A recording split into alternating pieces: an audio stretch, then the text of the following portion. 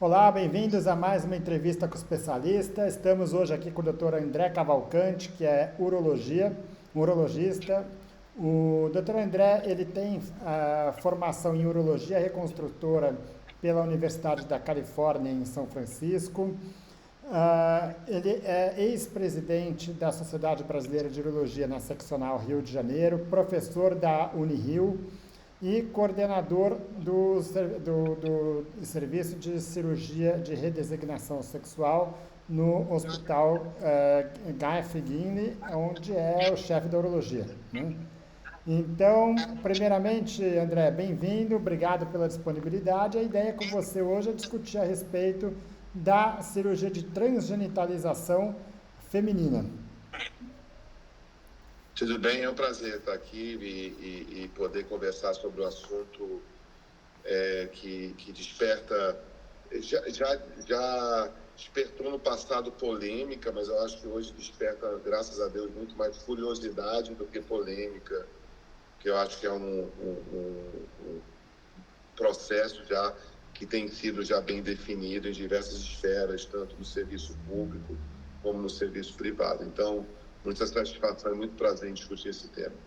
Ótimo.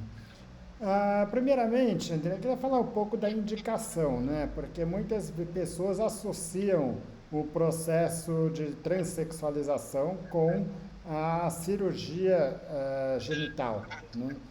E na prática a gente vê que a maior parte das mulheres trans não realizam a cirurgia genital. Uhum. Então, é importante dizer que existe um processo transexualizador, tá? E esse processo transexualizador ele envolve diversas etapas, tá? Inclusive uma etapa social, que é a questão de documentação, de um novo nome social, tá? Envolve a etapa hormonal, tá? E envolve etapas cirúrgicas, tá? Que aí vão desde cirurgias das mais diversas áreas, tá? No caso da mulher trans, a gente tem cirurgias estéticas para afilamento facial, mudança corporal, implantes de próteses mamárias. E existe a cirurgia genital, que é a etapa da redesignação sexual, tá? A indicação cirúrgica se dá pelo desejo dessa mulher trans em fazer essa mudança, tá? E está relacionada muito diretamente no grau de disforia, né? O quanto que aquele órgão faz mal para a vida dela, tá? E quanto ela não entende aquele órgão como fazendo parte da vida dela. Então, existirão mulheres trans com uma disforia ao órgão genital, pênis e testículos e bolso escrotal muito grande, que não se suportam olhar no espelho, ou que aquilo dali impacta tremendamente a vida sexual dela, com aquelas mulheres que têm menos disforia, tá?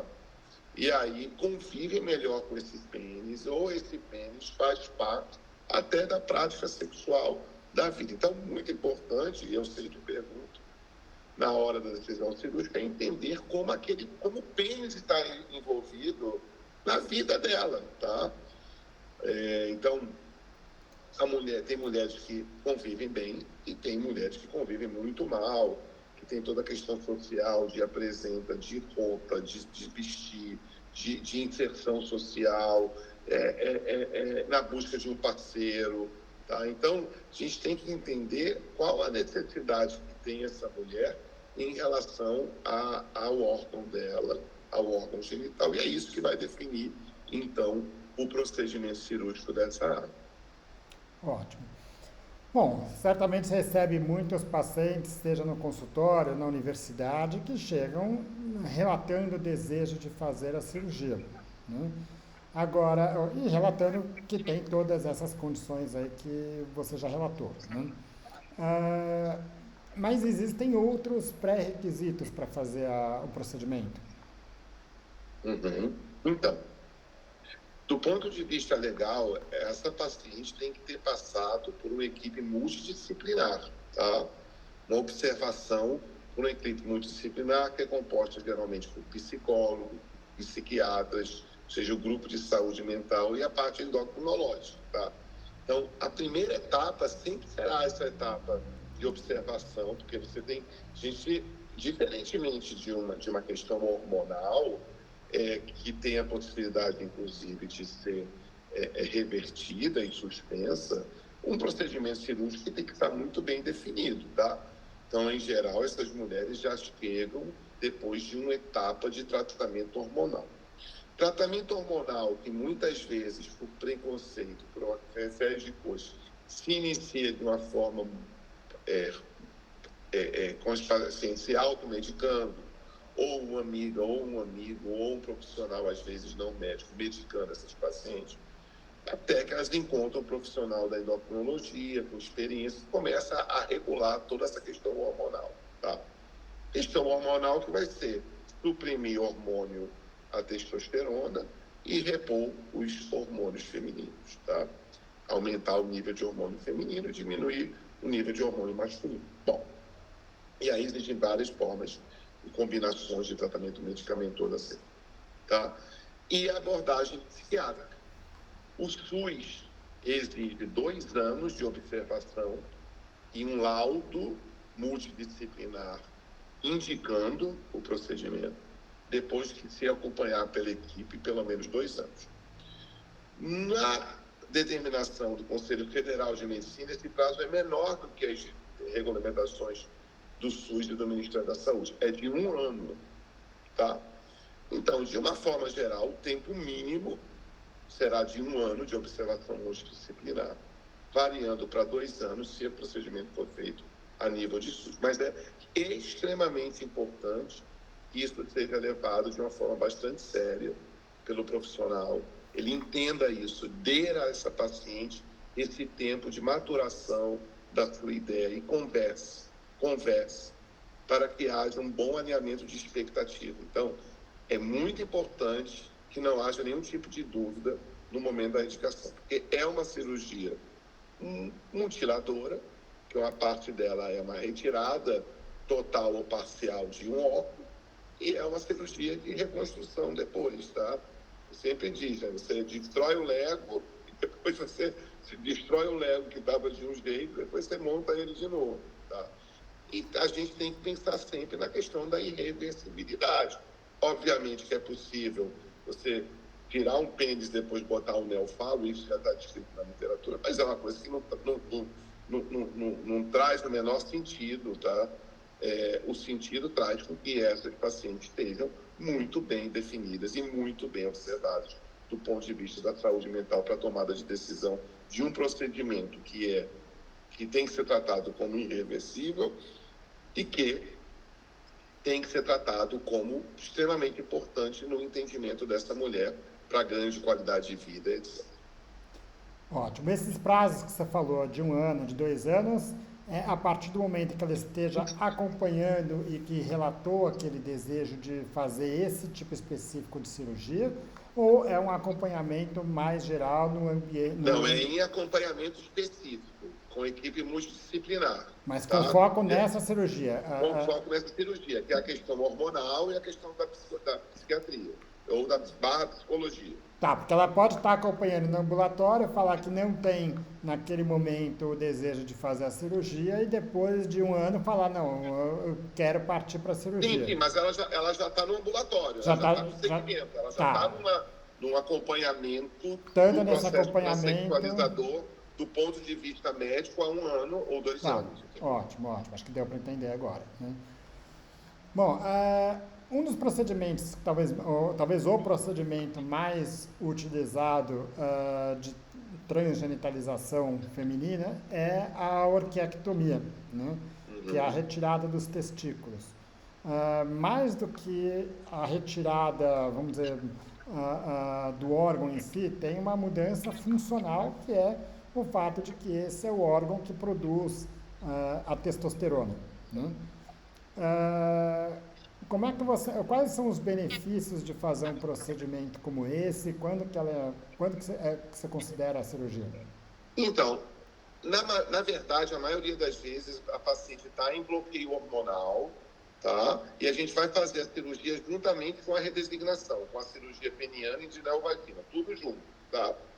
Episodicamente, talvez uma paciente que não pense no processo e queira fazer uma orquectomia, existe inclusive uma mudança de legislação em relação ao SUS, bem recente, sobre dar abertura a essas pacientes fazerem a orquectomia de uma forma isolada. Pode ser uma opção de bloqueio hormonal, mas geralmente a gente vai fazer junto com o processo de redesignação.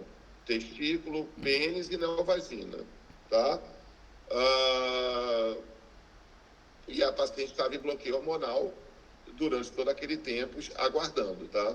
A orquectomia isoladamente, eu entendo que será mais uma decisão com a paciente que talvez não vá querer fazer o processo de redesignação mais completo, como final de bloqueio. Obviamente, você não vai estar tomando medicação, tem diminuição de custo, é um bloqueio hormonal completo, né? Enfim, são as indicações que vêm muito da endocrinologia para a gente. Mas, na maioria das vezes, ela faz parte do processo de redesignação junto com as outras cirurgias.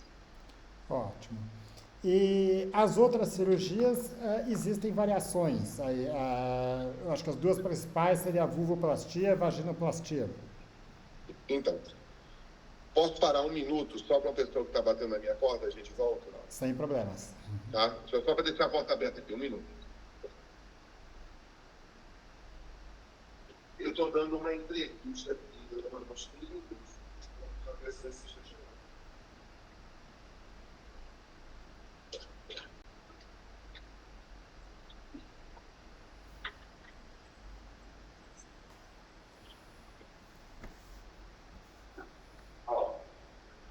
Mas eu te mostro. Esse é o obstáculo. Esse é o obstáculo. Vai ficar com você, isso é legal.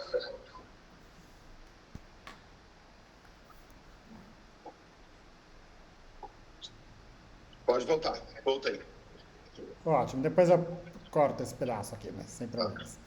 Então, vamos lá. Em relação aos procedimentos cirúrgicos, existem algumas variações, né? Acho que os mais utilizados seriam a vulvoplastia, a vaginoplastia. Queria que você me falasse um pouco dos tipos de procedimento e o que muda aí. Então, vamos lá. A cirurgia é assim. Ela é feita uma retirada do pênis, tá? E hoje em dia ela não é completa, a gente não desinsere todos os corpos cavernosos. É feita uma separação do pênis, da glande, da uretra. Essa glande, a gente sempre mantém a inervação dela, tá? E com a glande e a uretra, a gente vai conseguir fazer o neoclitóris, a uretra, que obviamente sem o pênis vai ter um calibre menor, e o vestíbulo. Ou seja, se a gente pegar a mulher cis, que é a mulher que não é a mulher trans, então, numa vagina da mulher cis, você vai ter o clitóris, vai ter o que a gente chama de vestíbulo vaginal e a uretra. Na mulher trans, o vestíbulo vaginal é a uretra aberta e o introito e o buraquinho da uretra para onde sai o xixi, tá? Da pele, em geral, do prepúcio, e em caso tenha sido feita uma circuncisão na infância ou pré ao processo, você vai ter menos pele, e aí você vai ter que utilizar outras técnicas. Você vai fazer o pequeno lábio e da bolsa, e de um pedacinho da lateral da bolsa escrotal, os grandes lábios, tá? Ótimo. Da pele peniana, você vai inverter ela para criar o introito em uma parte do canal. E o final desse canal, a gente vai utilizar a pele da bolsa escrotal. Então, esse neocanal vaginal, o neocanal vaginal ele é feito criando-se um espaço entre o reto, a uretra, a bexiga e a próstata. Então, a gente vai criando um espaço até que a gente chegue no fundo dessa neovagina, que é o peritônio, que é a parte interna por onde ficam as vísceras no intestino. Então, esse neocanal ele vai ter que ser forrado por alguma coisa. A técnica mais utilizada do mundo são as técnicas de inversão de pele peniana, tá? Que é, se a gente inverte só a pele peniana, às vezes fica curta. E aí essa pele da vulva vai toda para dentro e não fica esteticamente bom. Então, hoje em dia, a gente sempre complementa o final do tubo com a pele da bolsa escrotal. Só que a parte da frente é a pele do pênis no formato de um enxerto, de um retalho. O retalho é um tecido que vem com os vasos. E a parte final é um enxerto. É um tecido que ele vai ter que pegar lá no fundo e que sofreu um processo de uma neovascularização para que ele ganhe, para que ele fique vivo, tá? Então, o clitóris é sempre feito com glande, a uretra é sempre feita com a uretra, o espaço da neovagina é sempre feito, ele vai ser forrado, geralmente por pele de pênis e pele de bolsa escrotal, mas também pode ser utilizado algum tipo de segmento intestinal, tá? Como o sigmoide, o seco ou o íleo. Em geral, a gente utiliza para cirurgias de reoperação, quando há uma falha da pele, tá? Mas algumas equipes preferem o intestino como uma forma primária por algumas potenciais vantagens, tá? Bom, mas mundialmente, a maioria dos lugares é feito com pele peniana e com pele escrotal, tá? Hoje em dia a gente já tem novas vertentes para fazer esse fundo da neovagina com peritônio, utilizando inclusive hoje a cirurgia robótica, tá? Parece ser uma coisa interessante para o futuro, tem alguns centros já fazendo muito, a gente está começando a fazer no Brasil de uma forma mais recente, tá? Mas se você perguntar, a cirurgia estándar, ela é a inversão vaginal, de pele vaginal, complementando com bolso escrotal. Ótimo. A recuperação da cirurgia, pós-operatório. Então, essa paciente, ela vai ficar internada isso é o protocolo que a gente faz, mas que pode ter algumas variações, tanto por um tempo menor, como um tempo maior de internação, tá? Uma coisa que a gente discute muito no pré-operatório é necessidade de dilatação, tá? Se a paciente não dilatar a neovagina ela vai fechar. E ela precisa seguir um protocolo estrito de dilatação, dilatar inicialmente 4 vezes por semana, por dia, e aumentando os dilatadores até que chegue no calibre que a gente quer, que é um dilatador de mais ou menos 15 centímetros, com 3,5 centímetros de diâmetro. E a partir daí, isso com em torno de 4 a 6 meses, a gente pode diminuir os espaçamentos das dilatações, dependendo de como ficou o calibre dessa neovagina, tá? Mas a dilatação é fundamental para quem quer ter uma atividade sexual adequada. Inclusive, é outra coisa que a gente discute.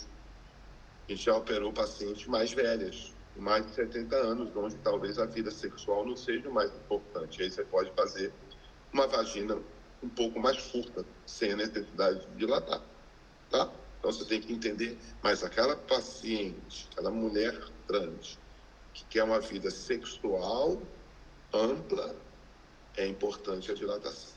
É fundamental a dilatação. Então, voltando, a paciente é operada, uma cirurgia que dura em média 4 horas e meia, tá?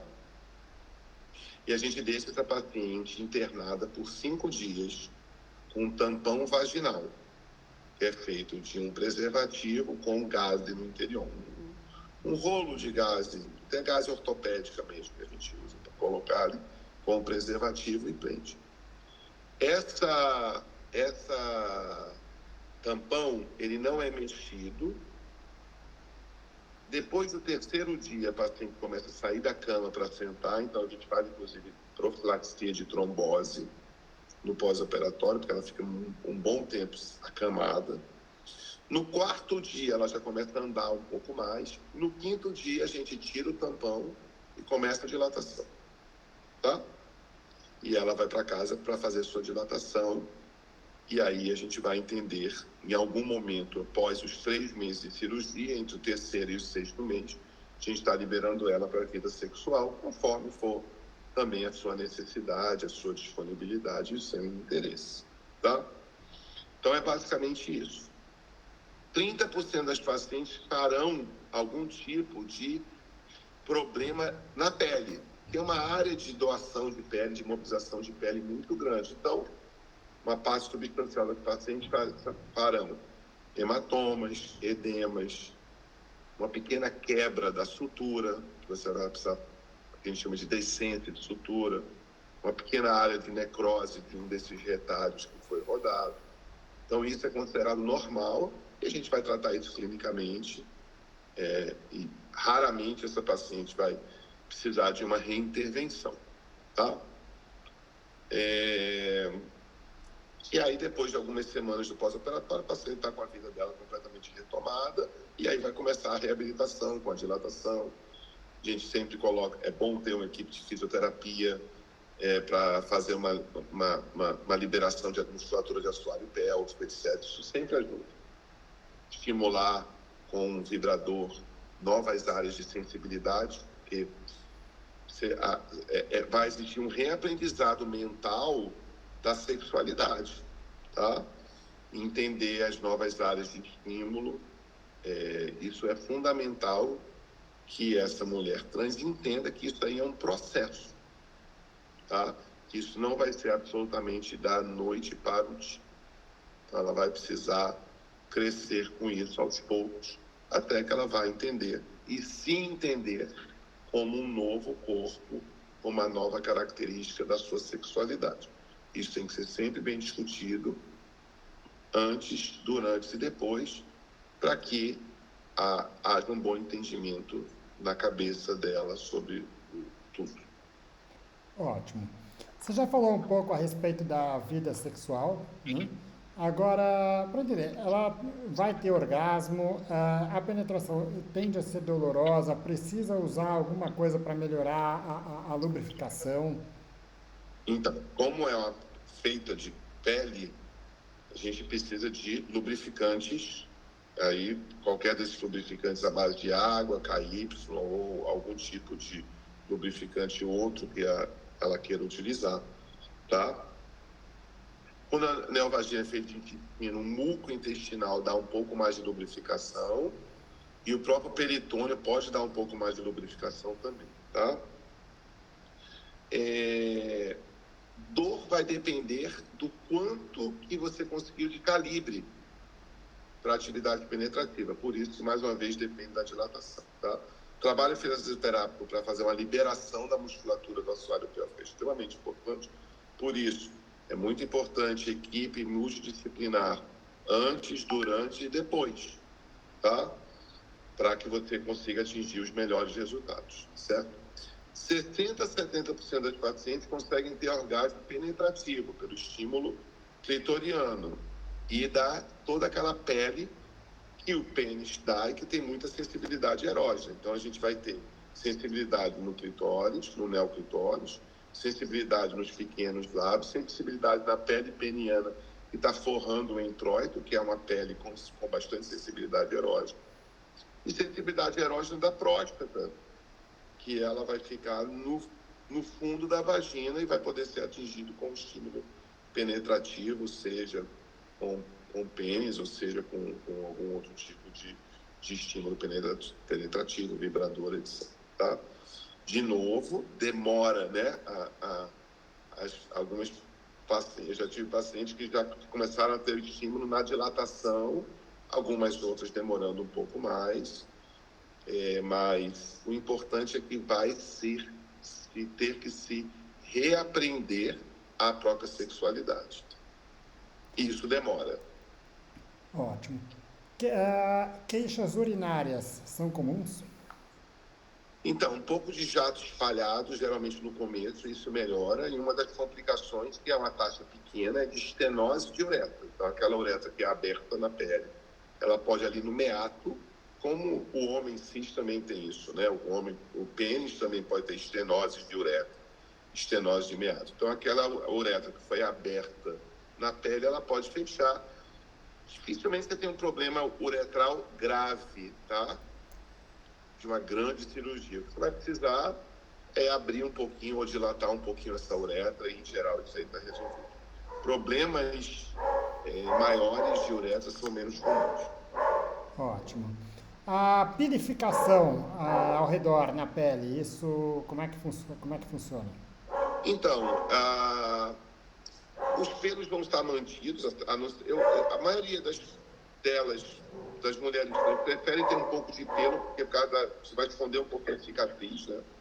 Tá. Não é obrigatório na nossa prática fazer uma depilação a laser da bolsa frontal, tá? Até a gente tem essa experiência quem trabalha no serviço do SUS, né, Serviço Único de Saúde, que às vezes os pacientes não têm acesso.